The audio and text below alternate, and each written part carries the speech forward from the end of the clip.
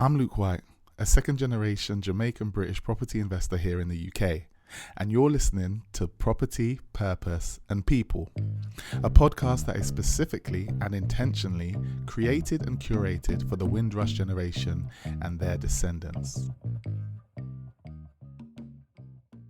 If you go to the shop right now and fill up your trolley with anything you want, I mean, you put all of your favorite things in there. I'm talking about raindrops and roses and whiskers on kittens, bright copper kettles and warm woolen mittens. I mean, everything, all of your favorite things. And you go around the whole supermarket, you fill up your trolley, and then you line up in the queue and you're just whistling to yourself. You're so happy. You go to the till, you talk a little cheeky vibes with the cashier. Hey, you all right? Yeah, I'm good. How are you? I'm all right. I watched the game last night. Yeah. It's good, isn't it? Yeah. Man United are the best. Yeah, of course they are. Blah, blah, blah, blah. All of that good stuff. Dip, bip, bip. Everything's going through nicely. You're just happy. You got everything you wanted. And as the last item runs through the till and the figure comes up and the cashier, the lady behind the desk, says to you, that'll be £200, please, sir. And you're fine with that. You go into your pocket. You take out all the money you have. You add it up. It's about right. And you hand her over the money to buy these items. And she looks at you a bit perplexed because you've given her £20. There's a moment of awkwardness. All right, let me give you a different scenario. Let's say you go to an airport. You decide you want to fly to Zaire, South Africa. You decided that you're going to pack all of your favorite items. I'm talking about raindrops and roses and whiskers on kittens. You get the idea. All of your favorite things go into your suitcase. You hop on the train. It's taking you straight to Heathrow. You're humming to yourself. You're so happy. You get to Heathrow Airport, you go to the airline desk and you ask for a flight to St. Lucia. The lady with the kind eyes behind the desk is only too happy to oblige. She goes through all the options. All right then, sir, what would you like? Would you like, when you want to fly? You want to fly today, tomorrow? You're like, I want to fly today. I'm all packed. I'm ready to go. I've got all my favorite things in this little luggage of mine. Let's go. So, okay, great. When would you like to return? 5 weeks, 8 weeks? You're like, do you know what? 3 months. I want to go for 3 months. She's like, ooh, check you out. All right, no problem. What would you like? Aisle seat, window seat? You're like, definitely an aisle seat so I can stretch my legs out when I need to. All right, no problem, sir. Economy, premium plus, economy with economy extra bits, business class, first class. What would you like? You decide you're going to stay humble and you say, so you know what? It's just me traveling. I'm happy with an economy ticket. Okay, she rings up the total. That will be £1,200. You look in your pocket, no problem. You take out your £120 and you give it to her. You rub your hands together and you're starting to get excited because you're about to get on your flight. You lift your luggage up and put it on the scales, and the lady's looking at you with a strange look on her face. Her kind eyes have changed to slightly worried eyes. She rolls up the skirt of her well-fitted suit just above her knee to remain decent. She takes off her stilettos and proceeds to chase you around the Heathrow airport with her stiletto, trying to hit you because she cannot believe that you are wasting her time with £120 to pay for a £1,200 ticket. She starts to beat you to each syllable. What do you think you're doing? A strange picture, right? But you get the idea. Where did this idea come from that you can buy something with only 10% of the money? It's ludicrous. No other place in society, nowhere in society, can you go with 10% of the price of the goods and expect to have it. In fact, let me go as far as to say this. If you can only afford 10% of a thing, you cannot really afford that thing. Let me say this quieter for those of you at the back. If you can only afford 10% of a thing, you cannot really afford that thing. Something weird has happened, and I don't know when, but I do know why. Somewhere along the line, the idea spread that if you can afford the deposit for a house and you can afford the monthly repayments for the house, then you can afford the house. Oh, that is actual mathematical foolishness. And this is one of those subtle lies that society has convinced us to accept. It says buy things you can't afford and pay with it with debt. Borrow money as much as you can to pay for the thing that you cannot afford. WTAF.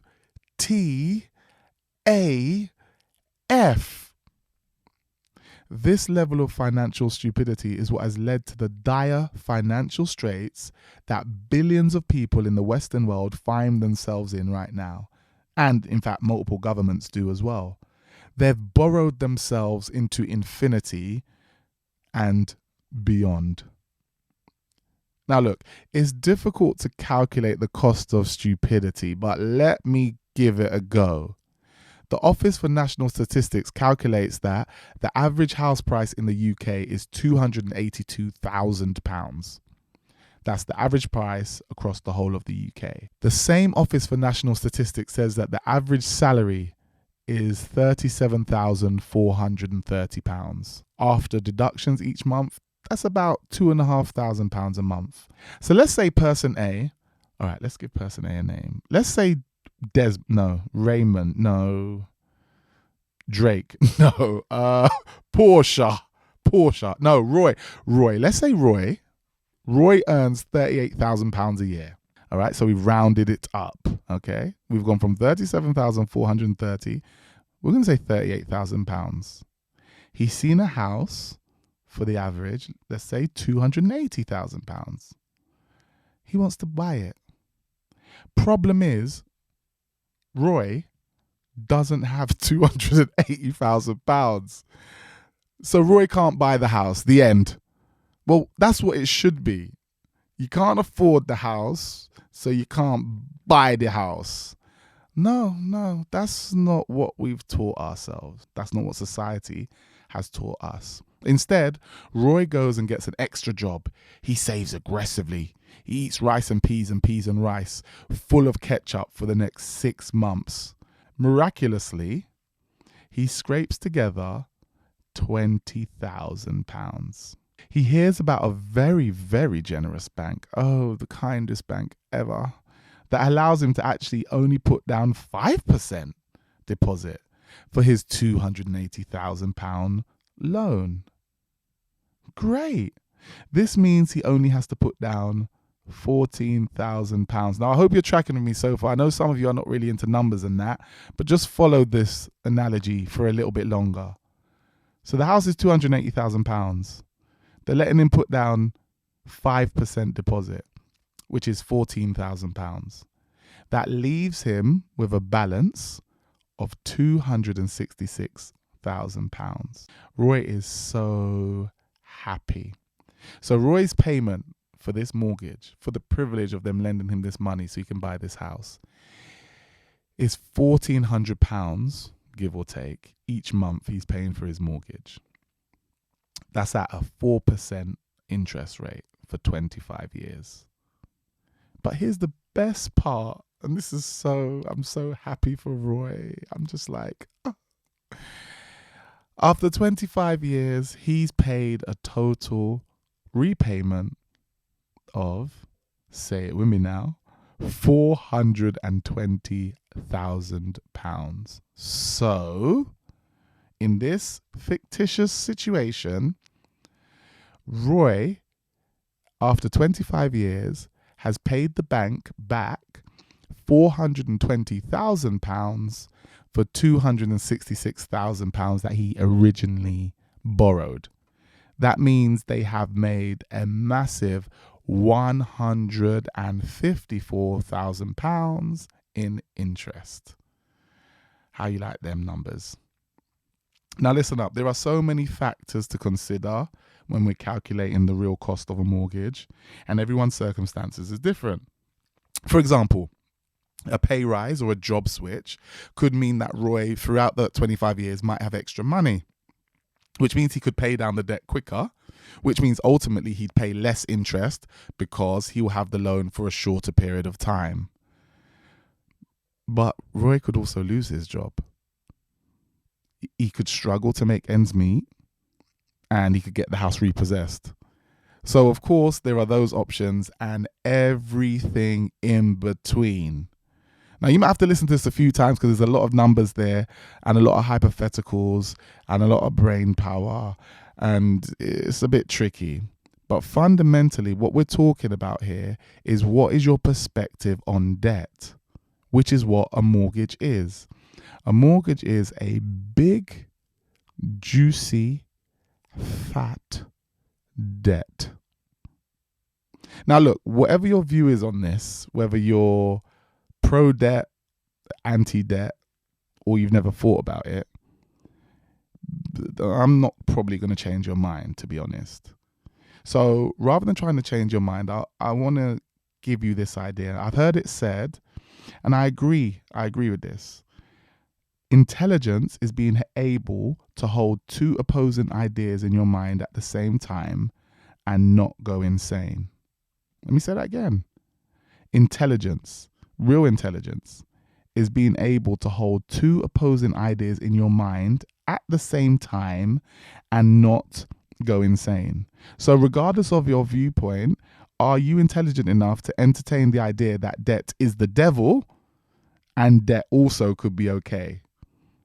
All right. So for the rest of this, you're going to have to hold both these ideas in your mind as we continue.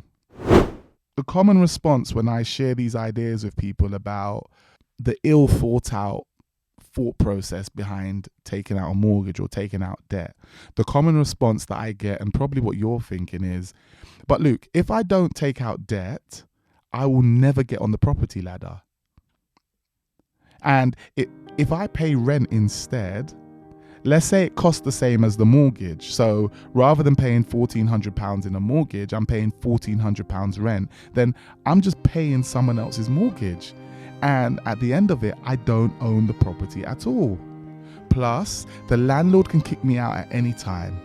I can't make the changes I want to the property. I can't add on to the property. I can't put my stamp on the property, and on and Ariston. Isn't it better just to pay the £450,000 over 25 years and have my house at the end? Plus, Luke, what about this? House prices double every 10 years. Of course, that's speculation, but it's been true so far. So Luke, if I buy this £250,000 house today, in 10 years it's going to be worth £500,000, and in 25 years it's going to be worth probably more than £1 million. Meaning that at the end of 25 years, I'll own an asset worth £1 million, and I would have only have paid £450,000 for it. So here lies the dilemma. This is what I'm presented with. Do I rent? Do I suggest? Do I think we should rent and not own the property at the end of that period of time? Or take out this mortgage, pay the mortgage company double what they've lent us, nearly double what they've lent us, but have this asset at the end? The reality is our parents and grandparents, those who bought, probably did a mixture. I reckon they save as much as they could, and if they could, they bought cash. But if they couldn't, they probably put down as much money as they could, not 10%, closer to 50, 60, as much as they could. And then they also paid off aggressively the rest of the mortgage to minimize as much of the interest as possible and to own the property outright as soon as possible. You see, we fool ourselves into thinking we own a property because we've paid 10% of it and we're paying monthly payments. But the reality is the bank owns the property. The bank has paid 90% of the cost of that property, and so they are the major stakeholder in it. They have control over a lot of the things you can do with the house. And if you do choose to sell before the end of the term, the first person to get paid out is the mortgage company, the bank. Now, of course, as the years go on in your mortgage, you pay off more and more of the house. Hopefully, the house price goes up in value. So the amount of the house that the bank officially owns begins to get smaller and smaller. But at the beginning, and for really the first maybe 10 years, the majority of the house is owned by the bank. But look, there are so many different factors and so many formulas. But fundamentally, my thesis is this. If you're going to take out a debt to buy anything, that thing should be earning you money. So I'm a big advocate for no debt, and I'm working towards that in my own finances. And I've come to the realization that if you are going to use debt, if you must use debt, or if you believe you must, or if you simply want to use debt, make sure that the thing you are buying with that debt is earning you money. The amount of money that that thing should be earning you should be more than the repayments for that debt.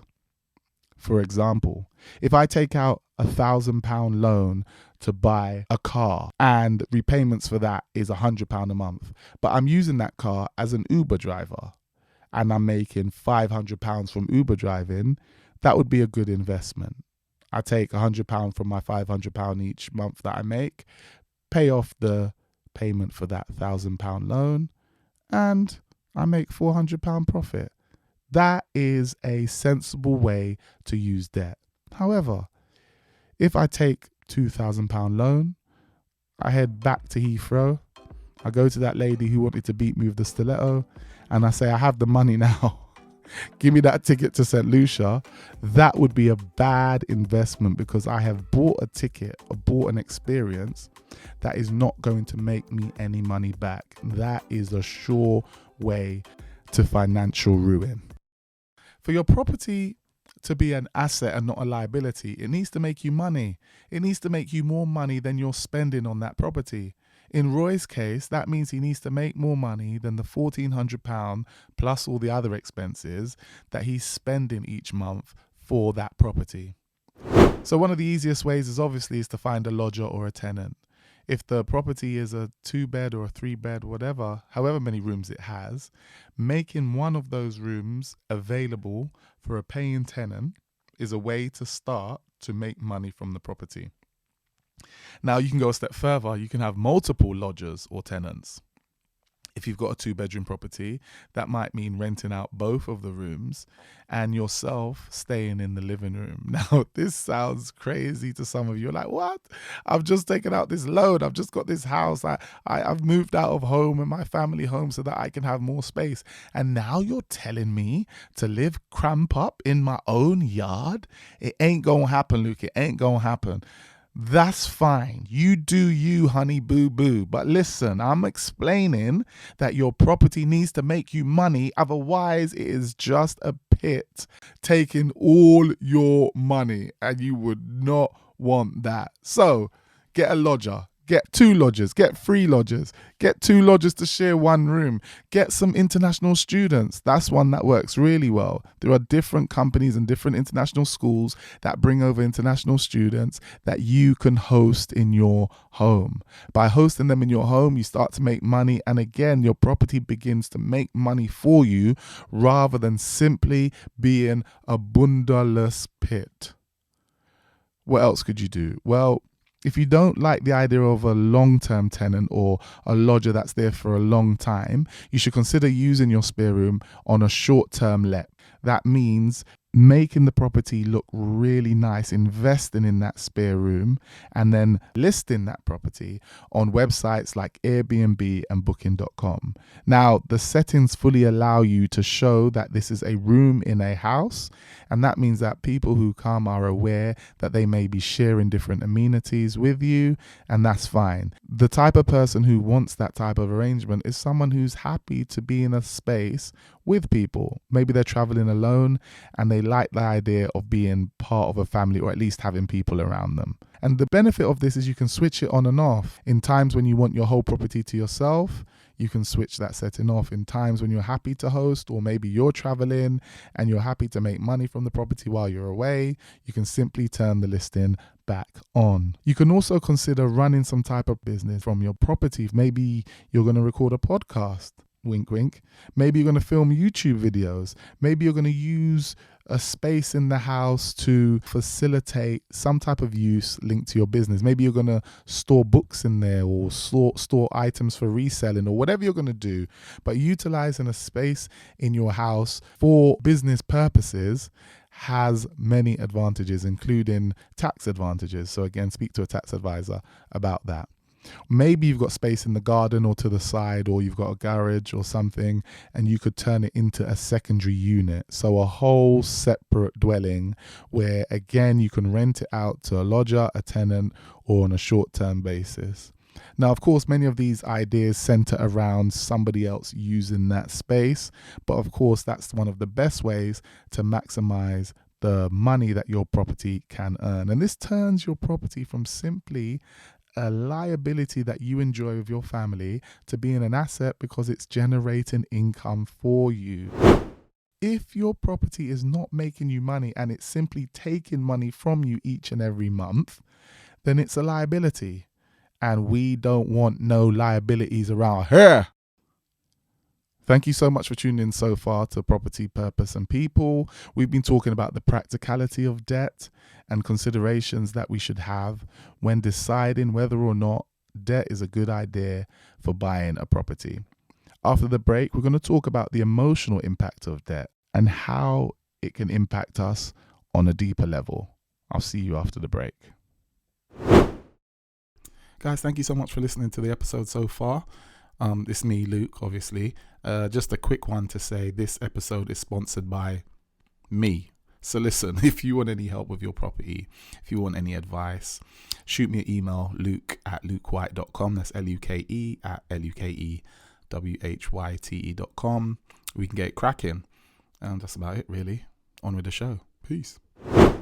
So far, we've spoken a lot about the logic. We've done the numbers, we've calculated things, we've seen what makes sense, what doesn't. But now, let's consider how having debt can make us feel. Now, for some of us, it doesn't impact us at all. The idea of having £100,000 debt, £200,000, £1 million of debt doesn't concern us, especially if we are servicing that debt, if we are paying the minimum requirements each and every month. It doesn't even faze us.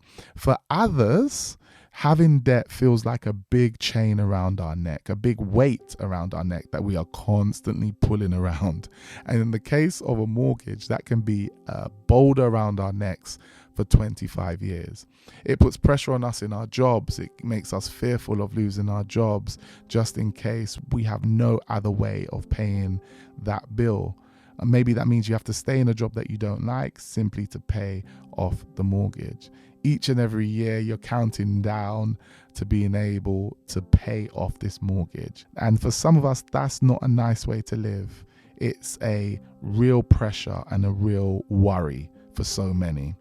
So you have to consider what is your appetite for debt? Like, how do you personally react and feel towards it? You may have also heard the idea that the borrower is servant to the lender. Now, this is a common phrase that's used in those who have a biblical worldview. And this is the idea that the one who lends the money is really the one who calls the shots. Consider this the case in the bank, for example. The bank that has lent you money gets to decide how you use your property. In some cases, they don't let you rent out the property when you're ready. They might want you to pay more money if the interest rates go up. They might readjust the requirements around your loan. Yes, you will in most cases have notice of these changes, but the fact of the matter is that you are not in control of the elements regarding your property. Someone else is. This ability of the lender to simply have such a strong pull on your situation is something that can cause much anxiety. It's a completely different position when you own your property completely. In many other places in the world, debt is not so accessible. And as a result of that, people actually save for the things that they want. And as a result of that, it means that though they may seem to own less, what they do have is actually theirs.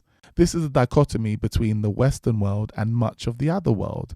The Western world appears as though they have more and have achieved more and have access to more, when really most of what the Western world has is fueled by debt. It seems as though the real reason why people buy things with money that they don't have is mainly because they lack the ability to be patient.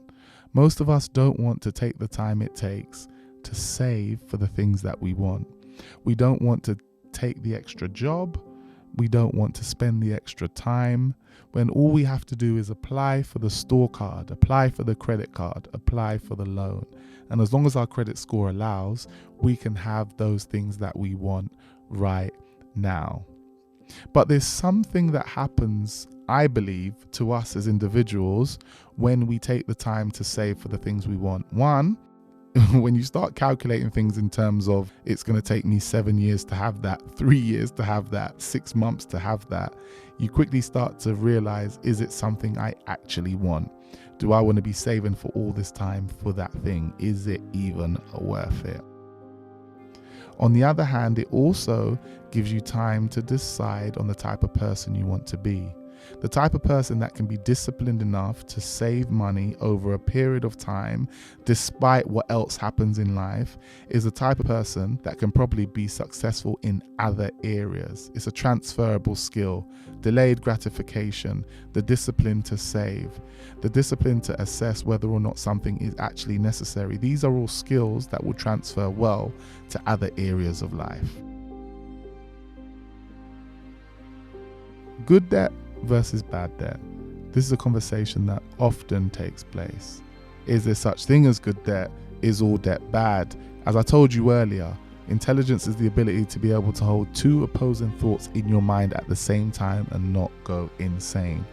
For me personally, I believe that debt can be used as a tool, but I also believe that debt can be used as a tool to dig your own grave. And you have to be honest about your level of discipline, your attitude, and your ability to manage debt before you simply take out more. Now, many people have told you that the only way to buy a property is with a mortgage. I'm here to tell you, no, you can actually save. You can actually put your money together every single month in a little piggy bank. And then one day, when you've got enough money, you can buy the house for the price of the money that you have in your piggy bank. And until that time, yeah, mate, you're going to have to rent. And for some of us, we don't want to do that. We want the instant gratification. We want the house now. And this is why banks exist. This is why mortgages exist, because it plays on the fact that you cannot be patient. It plays on the fact that you will not stay disciplined. It plays on the fact that you are going to want to keep up with the Joneses. And because of that, you are going to just take out this loan and pay them back hundreds and thousands and millions and billions and trillions of pounds in interest over the course of the life of the mortgage. And I'm just here to tell you that you don't have to do that. Maybe no one's never told you that before, but yeah, you don't have to do that. Just because everyone else is doesn't mean you have to. And when you run the numbers, it doesn't always make sense. But what does make sense is using money and using assets to generate income, so you can use that income to buy more assets, which will in turn generate more income.